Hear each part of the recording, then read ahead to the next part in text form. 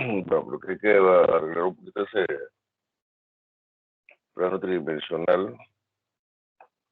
Una vez que lo arreglen, por favor, ubiquen los puntos que aparecen en la parte B de la práctica, o sea, en segunda página, donde se piden ubicar unos puntos en la pregunta 1 y luego se pide entonces convertirlos en vectores.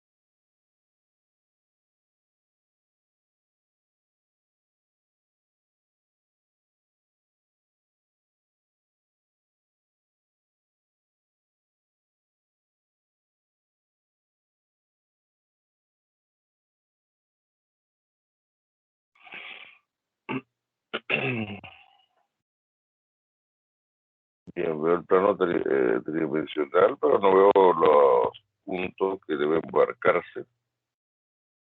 Según la práctica, el primer punto es 1, 2, 4. El segundo punto es 1, 2, 5. El tercer punto es 1 menos 2, 4. El siguiente punto es menos 1, 2, 4. Y el último punto, 1, 2, menos 4.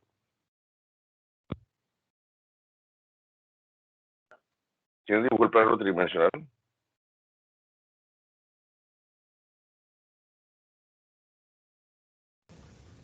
Yo ayudé, profe. Yo lo hice, Michelle Morales. Yo puse algunas líneas ahí. Michelle Morales y Miriam Vega, ¿no? Sí.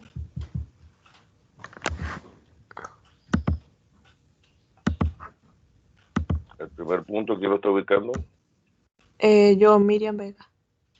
Creo que está bien.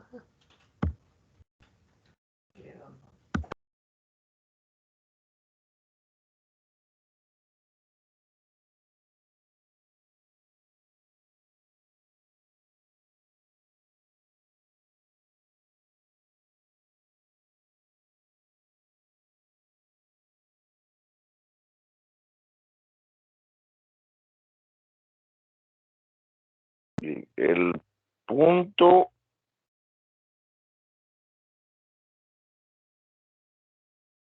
nos vamos 1 en X,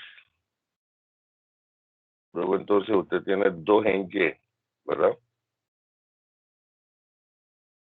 Tendría que subir 2 aquí y luego entonces venir 4 en Z en diagonal. Así que la ubicación del punto, según como está este plano, no corresponde.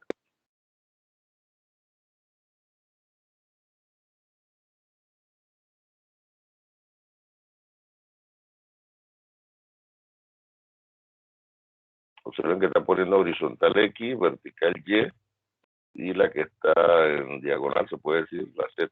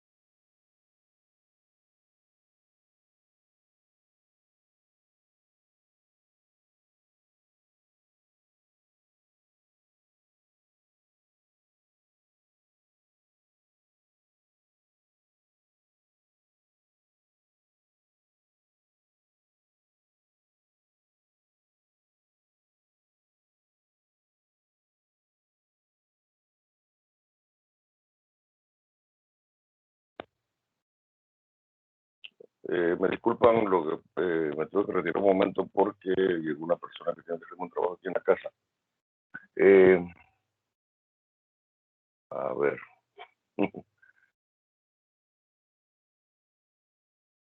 ¿Cómo están estos números aquí?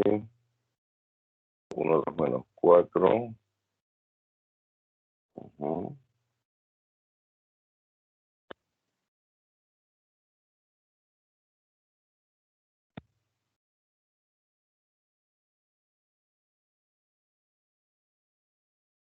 1, 2, 5.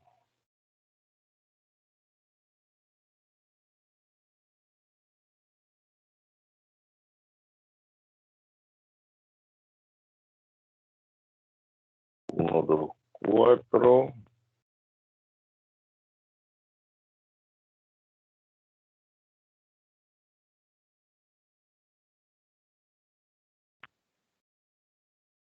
1.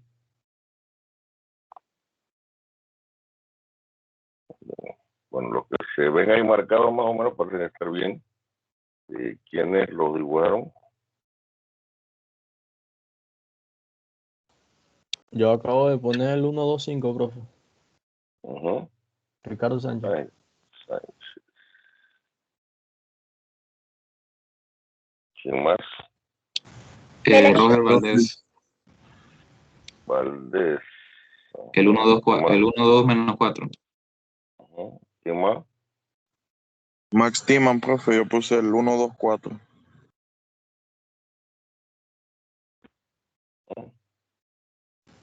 Melanie Espinosa, el 1 menos 2, 4.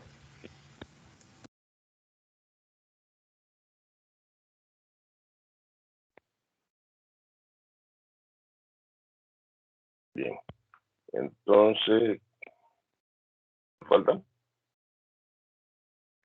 Profe Michelle Morales, el menos 1,2,4.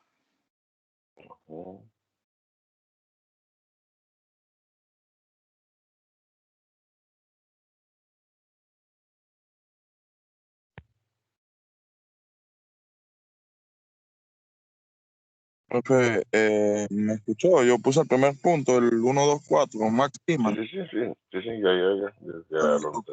Disculpe que no respondió nada. Disculpe. Bien, entonces lo último que se pide allí es convertir los puntos dados en vectores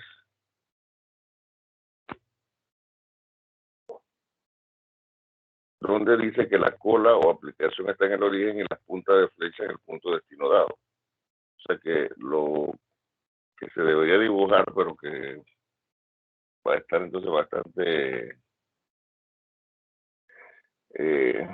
complicado aquí, sería, digamos, en este punto que está aquí el rojo a la derecha hacia atrás, tendría que tirar o trazar una línea desde el punto de origen hasta ese punto rojo, ¿no? El que marcó aquí en verde, de repente también sería del origen hacia el punto verde y así sucesivamente. Tendríamos que marcar cada uno de los puntos del origen hacia el punto que ubicaron y ese sería entonces mi vector. ¿Ok? Y por último, entonces, lo que me piden es realizar la suma algebraica de las X, las Y y las Z de todos los vectores para dar un vector final.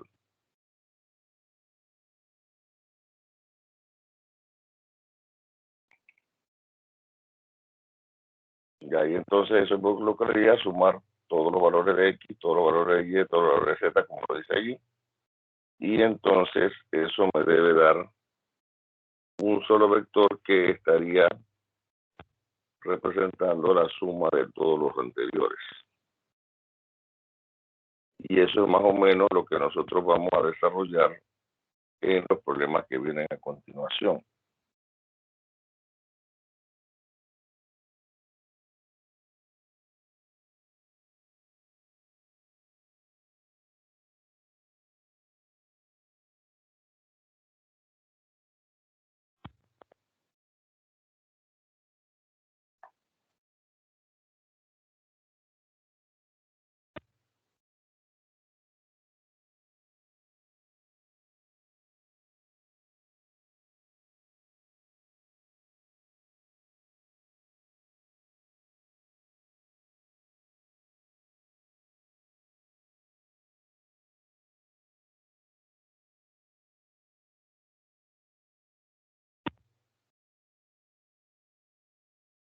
Entonces vamos a cerrar un momento alguien está trazando las líneas.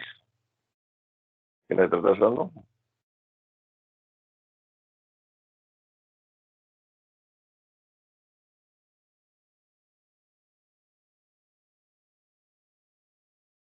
Yo, profe. Ujú.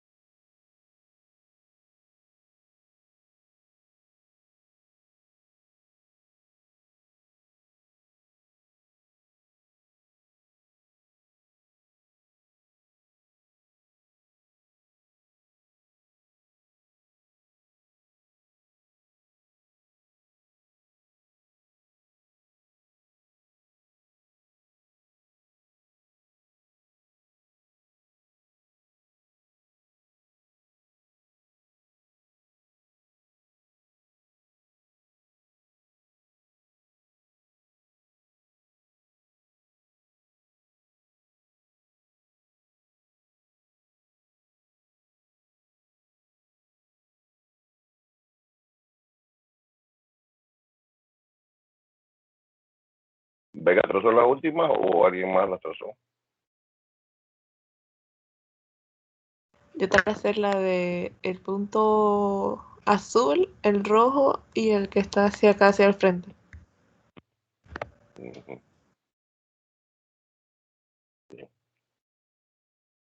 Entonces vamos a cancelar un momento lo de esto. La idea aquí era ver cómo se ubicaban los puntos en 3D. Ahí entonces deben tener cuidado cómo están dibujando el plano. Ya vieron que el primer punto, como estaba X y Y en su forma o posición normal y la Z hacia el frente, entonces el punto estaba mal ubicado, ¿no? Ahí entonces debe tener cuidado con respecto a eso porque hay algunas personas que entonces dibujan X horizontal, la Z en vertical y la Y entonces la que está hacia el frente inclinada.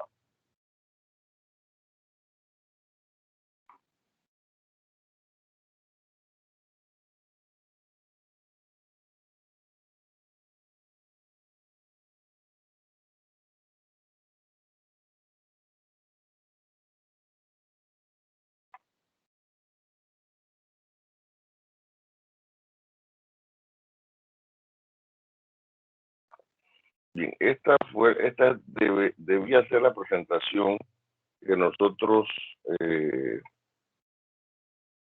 con la que nosotros debíamos iniciar este tema. Se me había, por decirlo así, extraviado en el disco duro, ya la encontré. Así que, de todos modos, como tiene bastantes cosas en común con las que ya hemos visto, vamos a pasarla bastante rápido. Aquí entonces están los puntos que a nosotros nos interesa con respecto a este tema de electrostática, de la carga eléctrica y campo eléctrico. Ya esto lo sabemos: repulsión cuando tenemos dos cargas de igual signo, atracción cuando tenemos cargas de diferente signo. Ya sabemos que el electrón tiene esta equivalencia de menos 1.602177 por 10 a la más 19 Coulomb. Vemos acá entonces otros elementos que no vimos en la presentación anterior, sobre todo en este caso la masa estimada de cada uno de los elementos que a nosotros nos interesa. El electrón tiene una masa de 9.1 por 10 a la menos 31 kilogramos. El protón y el neutrón tienen la misma masa de 1.67 por 10 a la menos 27. El neutrón, como ven, tiene carga cero. Protón y electrón, a pesar de que tienen diferente masa, tienen la misma carga. 1.6 por 10 a la menos 19 Coulomb. Claro que uno negativo y el otro positivo. El número de electrones debe ser igual al número de protones en todos los elementos. Eso es en equilibrio. Sin embargo, en algunos casos hay un desequilibrio entre ellos. Y en este caso, esos se conocen como isótopos. Y los isótopos, la gran mayoría de ellos, entonces estamos hablando de que son elementos radiactivos.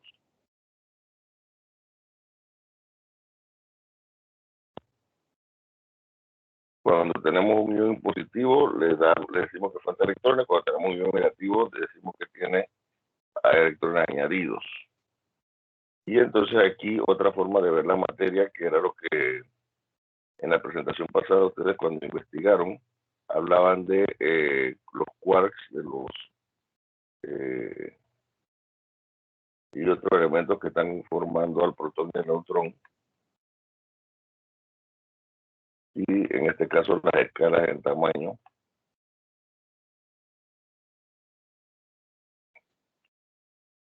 Ya esto entonces lo hablamos de que los átomos obviamente tienen un núcleo donde están los protones y neutrones y otras partículas. Los electrones entonces están en regiones alejadas, haciendo órbitas. El conjunto de electrones se le conoce como nube de electrones.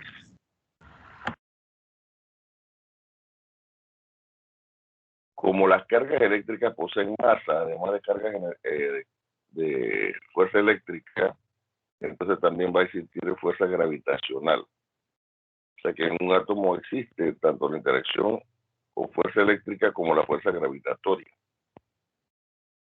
Para que los electrones no colapsen sobre el núcleo, deben estar en movimiento permanente, al igual que la Luna alrededor de la Tierra y los planetas alrededor del Sol. O sea, si nosotros la traslación de nuestro planeta se tuviera, simplemente entonces el Sol nos atraería y quedaríamos allá calcinados, ¿no? Cuando un átomo se une a otro, lo hace mediante algunos electrones y se dice que forman un enlace. Cosa que ya también mencionamos, en este caso esos enlaces se llaman covalente, electrocovalente, etc. Y esto también lo hablamos, la carga ni se crea ni se destruye, se transfiere entre átomos, entre moléculas y entre cuerpos. Y la suma de todas las cargas de un sistema cerrado siempre es constante. Ya de esto también lo vimos, ¿no? Los experimentos con barras de vidrio o barras de caucho con respecto a otros elementos, cómo se transfieren los electrones. Aquí vemos una forma diferente de ver el electroscopio.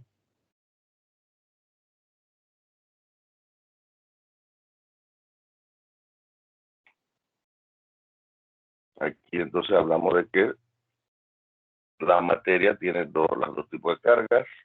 Un cuerpo cargado que tiene en exceso a algún tipo de cargas.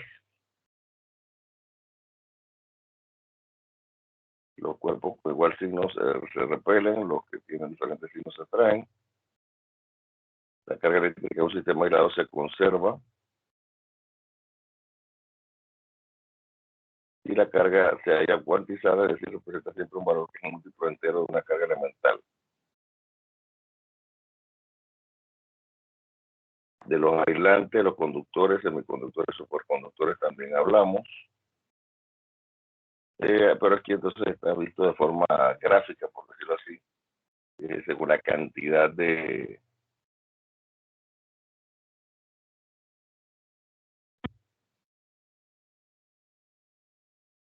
carga.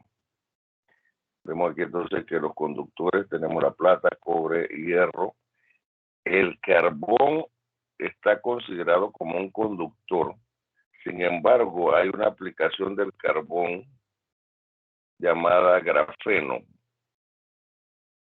sea, una aplicación, una estructura del carbón llamada grafeno que se comporta como semiconductor.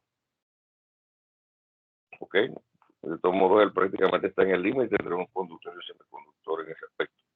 Ahí vemos entonces el silicio y el germanio. Luego entonces los aislantes, la madera, pero como ya se mencionó, tienen que ser secas, vidrios, plásticos, cerámicas, etc.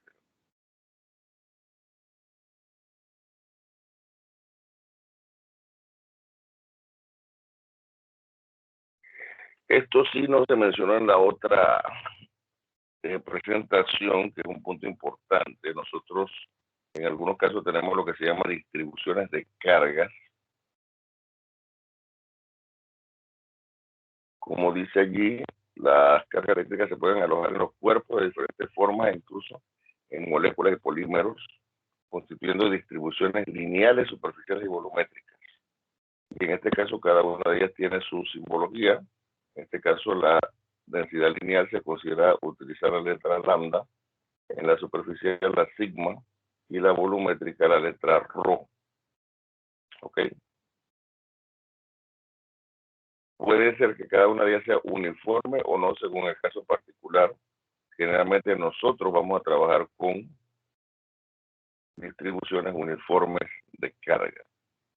O sea, ¿qué quiere decir eso? Que de repente si usted tiene un alambre se podría considerar como una densidad lineal, porque es más, obviamente tiene mayor preponderancia la longitud que el diámetro del alambre. Y cuando decimos que tiene una distribución de carga en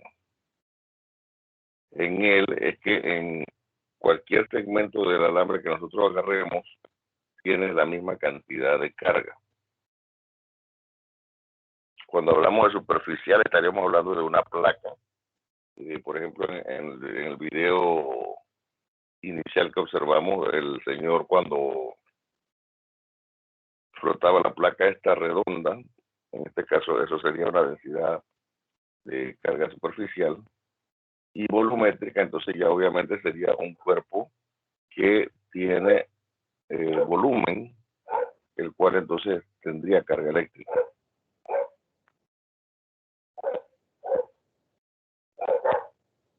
Entonces vemos aquí lo que es lambda, sigma y rho, la densidad lineal, superficial y volumétrica. En el caso de lambda, sus parámetros sería el delta Q sobre delta L, está dado en coulomb por metro.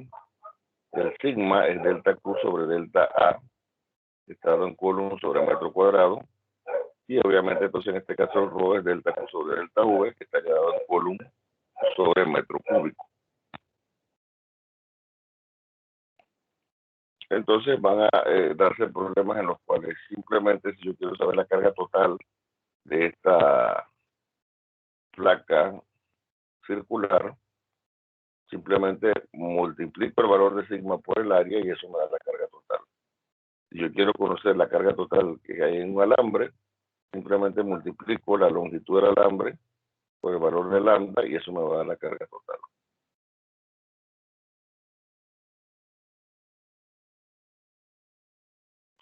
Entonces, cuando hablamos de que esas distribuciones son constantes, es que,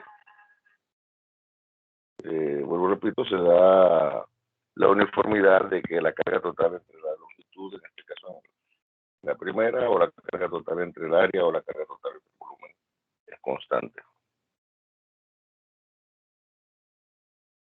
Ya esto lo hablamos del señor Coulomb cuando estableció su fórmula. Aquí vemos entonces un, por decirlo así, ejemplo de lo que nosotros vamos a desarrollar ahora en adelante. Tenemos cargas ubicadas en el espacio. Aquí entonces una carga 1, una carga 2. Por las líneas rojas, que son la fuerza, ¿cómo son las cargas que estamos viendo ahí? ¿De igual signo o diferente signo?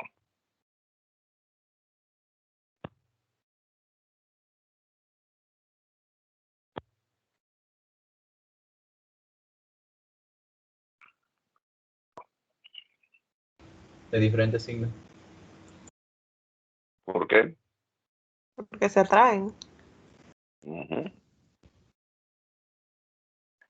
Las fuerzas están marcadas como que una está buscando a la otra, así que eso me está diciendo que hay atracción, por lo cual entonces las cargas deben ser de diferentes signos. Vemos entonces que aquí es importante observar, la carga está, uno está ubicada en este punto en el espacio, pero su vector es R1, que es esta línea que está aquí, la carga 2 que está ubicada en este punto en el espacio, su vector R2 es este que está aquí, y cuando entonces buscamos la fuerza, la magnitud de la fuerza entre ellas, recuerden que yo les mencionaba también que se tenía que buscar el vector unitario. Entonces, en este caso, este R12, dependiendo de hacia dónde yo estoy haciendo el estudio, obviamente estaría marcado en esta dirección, que es cómo se está comportando la carga 1 con respecto a la carga 2, y estaría marcado en la dirección contraria si estuviera yo estudiando el efecto de la carga 2 debido a la carga 1. El detalle aquí es que, en este caso, la sumatoria de las fuerzas, como ven, es igual a 0, porque las dos van a tener la misma magnitud, pero dirección contraria, así que entonces los valores se van a cancelar entre sí. Y el vector unitario R12, entonces sería simplemente la diferencia entre la posición del vector R1 menos el vector R2. Si voy a dar la dirección contraria, sería entonces este menos este.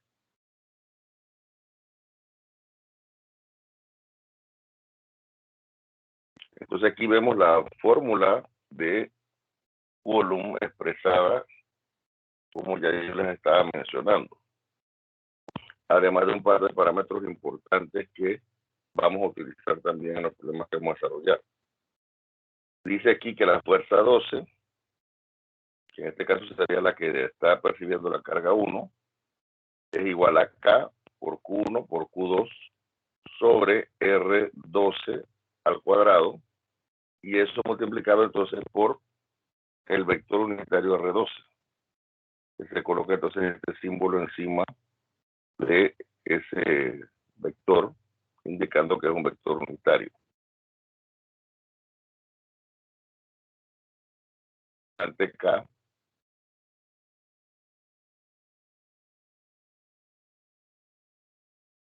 ¿me escuchan?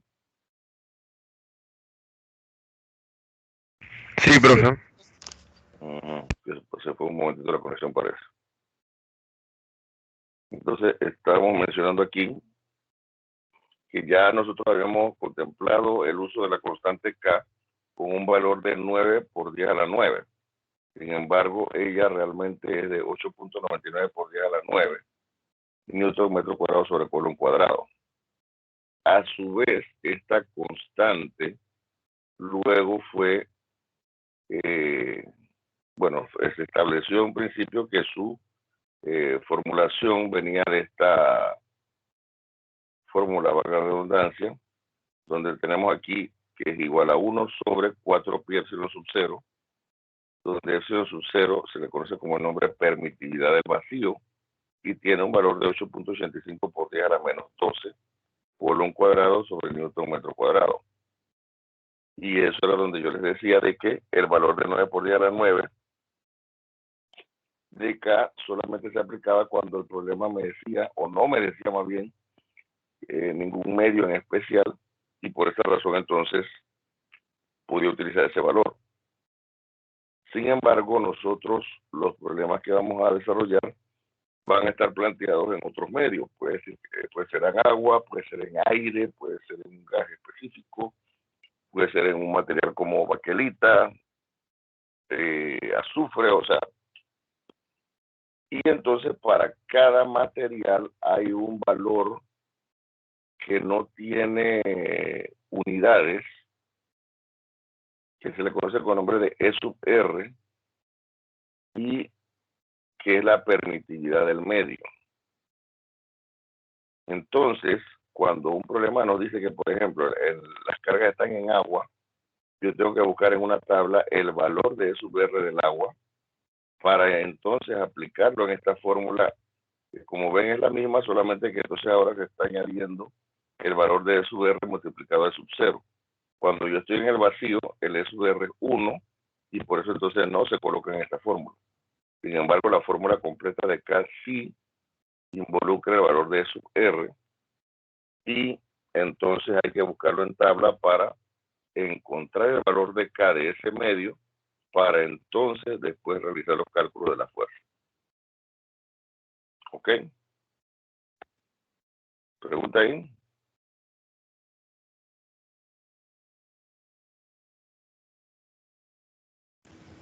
No, profe.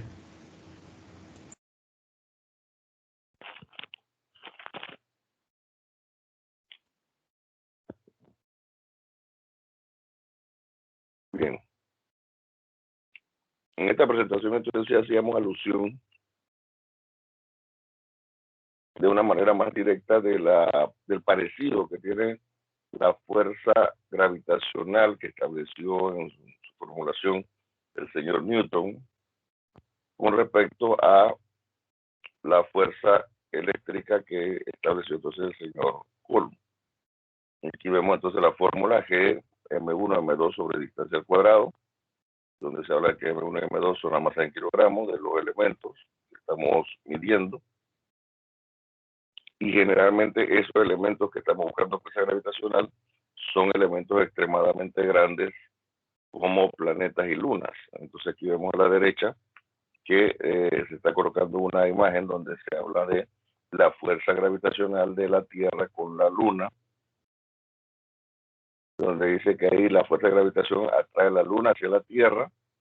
La Luna obviamente tiene una órbita alrededor de la Tierra, y abajo se está marcando que la trayectoria en línea recta que seguiría la Luna si la Tierra no estuviera ahí. Simplemente la Luna saldría disparada al espacio, se perdería por ahí.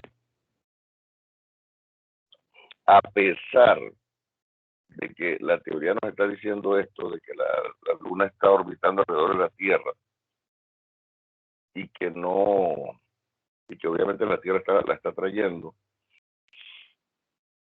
los científicos han establecido que cada año la Luna se está alejando un poco más de la Tierra,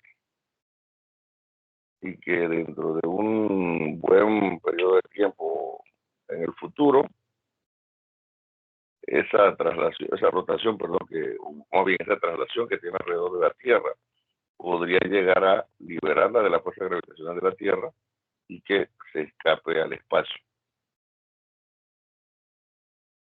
Eso traería consecuencias extremadamente graves para nuestro planeta, porque el tener la Luna girando alrededor de la Tierra nos ayuda a que fenómenos climáticos que ya nosotros tenemos como algo de hecho, entonces no se den, y eso obviamente va a traer cataclismos bastante graves. Uno de los fenómenos que obviamente la Luna provoca en la Tierra, el más básico, ¿cuál es? Los cambios de marea. Exactamente. Y en base a los cambios de marea, eso también provoca corrientes marinas y un montón de cosas. O sea, ahora imagínense, no hay mareas, el agua se asienta totalmente en el planeta, dejan de darse las corrientes marinas, eso entonces provocaría un montón de problemas en el ecosistema marino. Y obviamente podría llevar a especies marinas que viven o necesitan de estos cambios a que se extingan.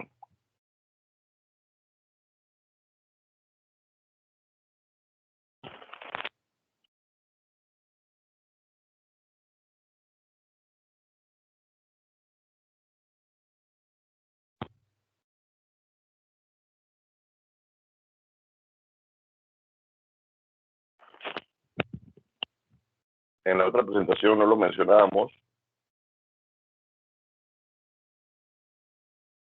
pero el valor de la constante G en esta fórmula es de 6.67 por 10 a la menos 11 newton metro cuadrado sobre el kilogramo cuadrado.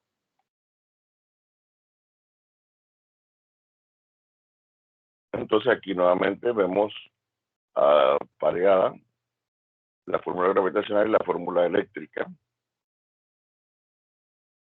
los parámetros bastante parecidos en ubicación, solamente que obviamente cambian.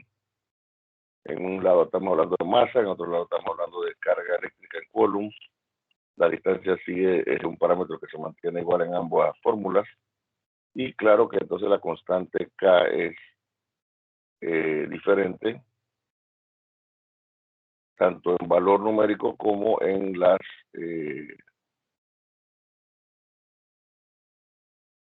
nomenclatura de su valor, ¿no? Se mantiene el newton metro cuadrado, pero uno es kilogramo y el otro es coulomb.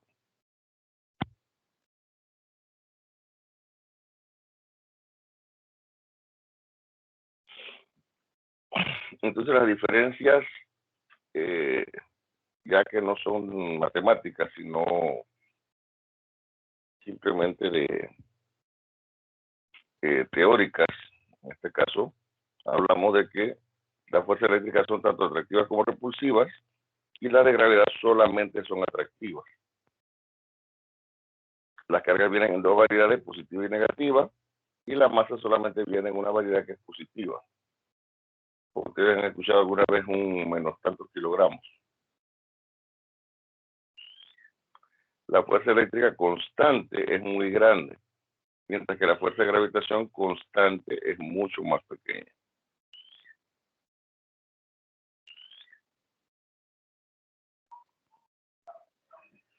Bueno, esta diapositiva repite los valores de carga y masa. Vamos a pasarla.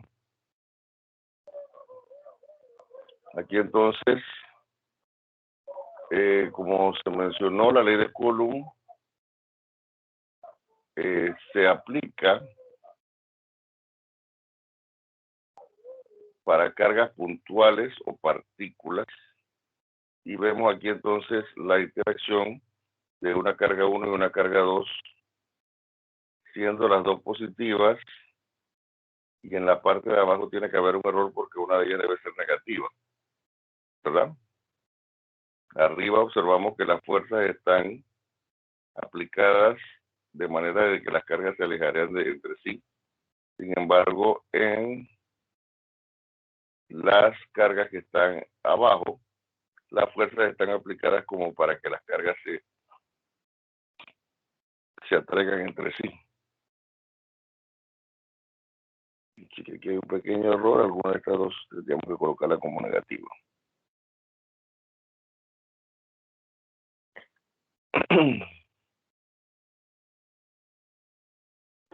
Existe entonces lo que nosotros vamos a aplicar en los problemas llamado el principio de superposición, que ya lo hemos mencionado sin expresarlo en fórmula. La fuerza neta ejercida sobre una carga es la suma vectorial de las fuerzas individuales ejercidas sobre dicha carga por cada una de las cargas del sistema. Ya nosotros vimos un par de problemas sencillos, pero que, por ejemplo, cuando involucraban tres cargas y buscábamos la interacción sobre una carga de otras dos, ya entonces nosotros estamos aplicando lo que es el principio de superposición, porque estamos haciendo sumatoria de fuerzas. Y aquí entonces se está aplicando directamente el que esa sumatoria de fuerzas se realice de manera vectorial. Observen la fórmula de la izquierda. ¿Qué diferencia tiene con la fórmula que hemos visto anteriormente?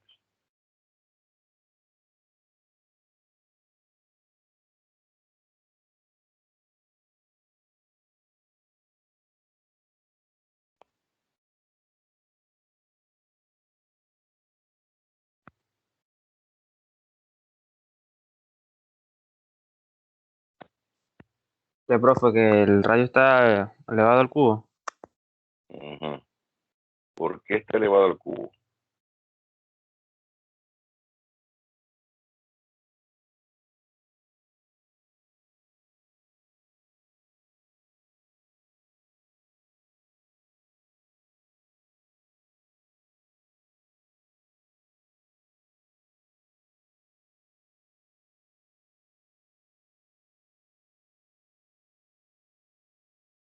¿Alguna idea? Porque hay más de dos cargas, o más de tres cargas. No. Esa fórmula puede ser aplicada para 5, para 10, para 20 cargas. Pero ¿por qué ahora no está al cuadrado sino al cubo? Tiene que ver con la posición en el espacio, ya sea en el eje X, Y o Z. No. No, ok. No, porque ese valor es un valor de magnitud. Ah, ok.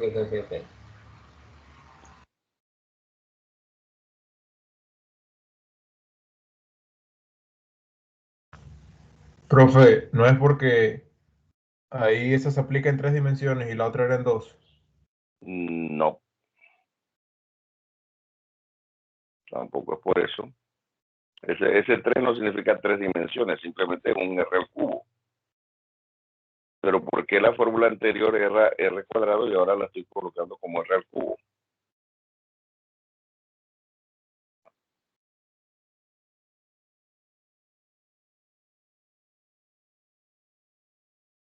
¿No notan algo más diferente ahí?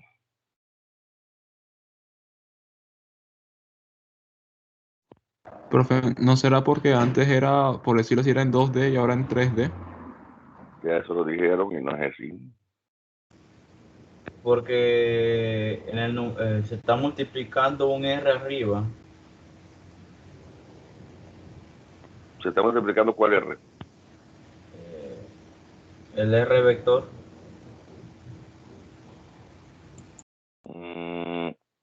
Más o menos me está dando algo de lo que debe ser la respuesta. Pero le falta un poquito más depurada. Vean la fórmula que tiene, o sea, olvídense de la signo sumatoria, concéntrense desde la K hasta la última R ahí, o sea, de la K a esto. Aparte del cubo, no hay nada más diferente.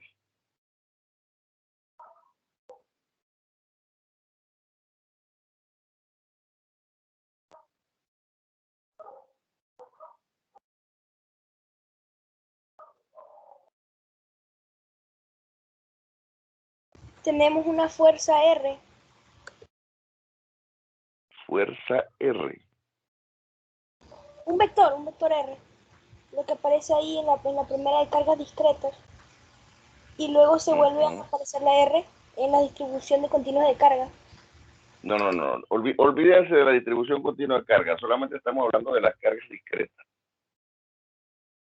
La fórmula de carga discreta está diferente con respecto a la fórmula de Coulomb que hemos visto. En estas diapositivas hay algo añadido que no estaba en la de la presentación anterior. Y esta fórmula es diferente a esa que vimos hace un par de diapositivas. Profe, será porque ahí tenemos como Q1 y Q0. Sería que el vector final sobre el inicial. La carga de las posiciones. O sea, la fórmula ahí puede decir Q1, Q2, Q2, Q3, no es eso. O sea, sí tiene que ver con el vector, pero o sea, hace un momento más o menos lo dijeron o No trataron de decirlo. ¿No será porque como la ecuación original es K por Q1 por Q2 sobre R al cuadrado, como se le agrega la R del vector, como no se le puede agregar a una ecuación algo, también se le tiene que dividir por eso mismo que se le agregó? No. O sea, porque ese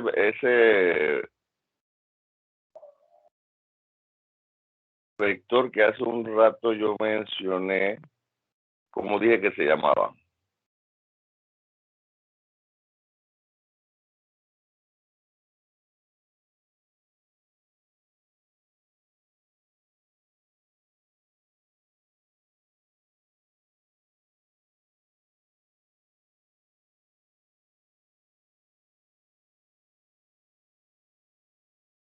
El símbolo que tenía hace unas diapositivas atrás es el mismo.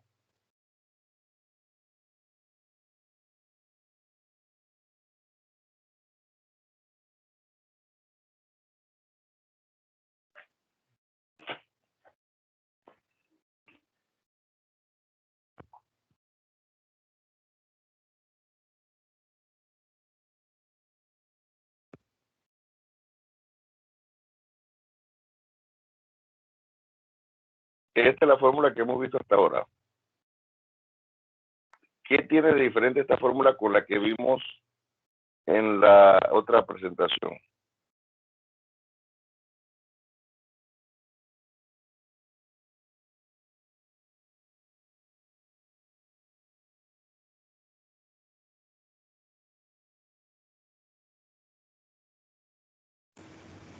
Que tiene multiplicado el vector R, el R2.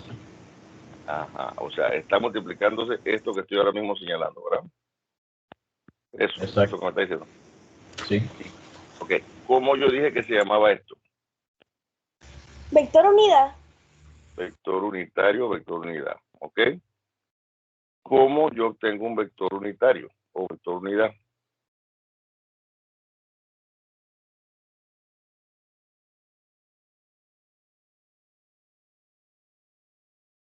Eso sí lo mencionamos desde la clase pasada, de la presentación pasada.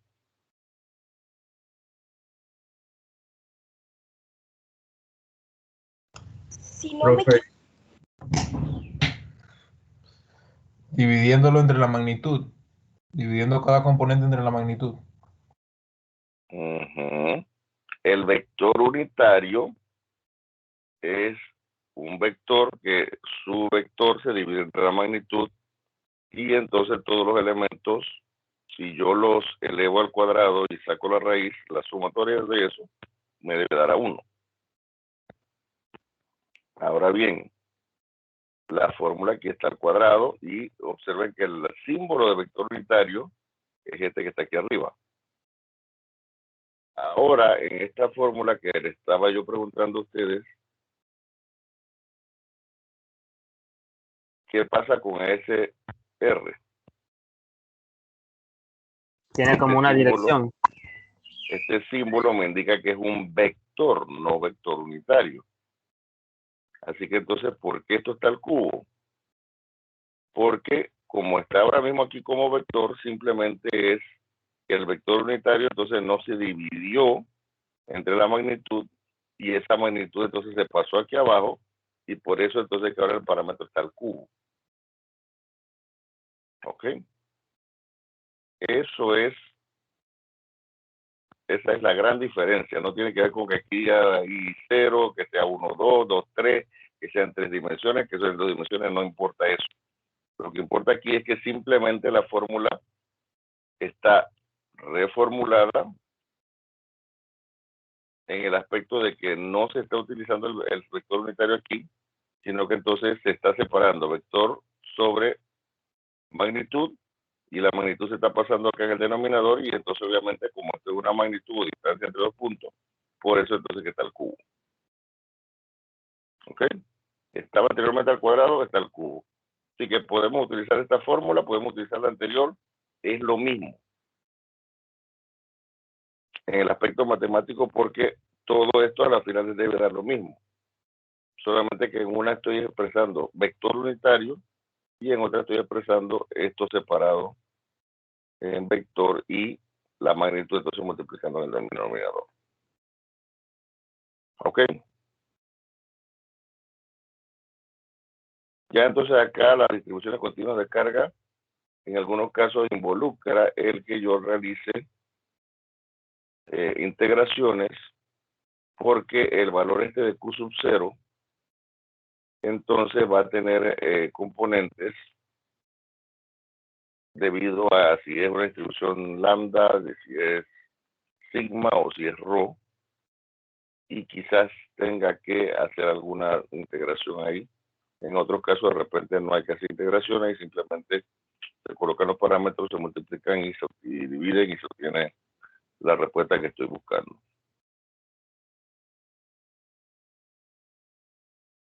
Entonces aquí vemos nuevamente lo que sería la superposición. Aquí tenemos supuestamente una carga 1, una carga 2, una carga 3.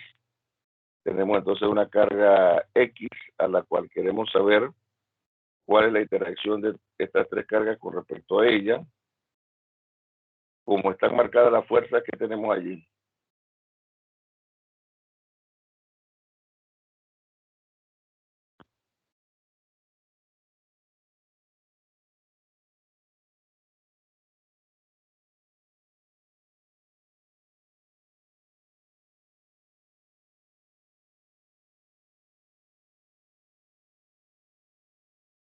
como está marcada F1, F2 y F3, ¿qué tipo de interacción se está dando con la carga 1, carga 2 y carga 3? ¿Atracción o repulsión? Repulsión, creo, profe. Debe ser repulsión porque si la fuerza está dirigida en el sentido en el que se está alejando de la carga, tiene que ser que las tres cargas son del mismo tipo con respecto a esta carga, y por eso entonces, por ejemplo, la fuerza 2 está alejándose, la fuerza 1 está alejándose y la fuerza 3 está alejándose de la carga 3. Y ya de aquí entonces, obviamente, necesitaríamos buscar la resultante, que sería la fuerza esta final, la cual entonces sería la que se aplicaría a esa carga debido a las otras tres.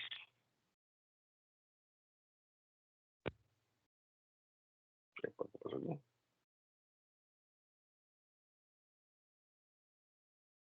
Bien, entonces creo que ya se acabó la hora, ¿verdad? Sí. Nuevamente vamos a ver estos ejemplos la próxima clase. Entonces vamos a entrar en ejemplo de 3D para entrar entonces en el siguiente tema, que es campo eléctrico. ¿Preguntas hasta aquí?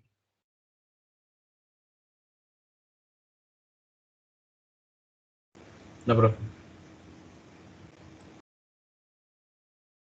Entonces vuelvo y repito, la fórmula esta que estábamos viendo hace un momento simplemente es, y ahí tienen que estar claro con la simbología. Cuando yo tengo una flechita arriba es un vector. Cuando tengo el otro símbolo, que es como el que se utiliza para en algunos casos marcar que estoy elevando algún valor numérico, eso me está indicando que es un vector unitario. ¿Ok? Vector unitario sería el vector sobre su magnitud, y el otro sería simplemente el vector, y lo que se hizo fue que la magnitud se pasó debajo y se multiplicó con las otras, y entonces obviamente la potencia subió de 2 a 3.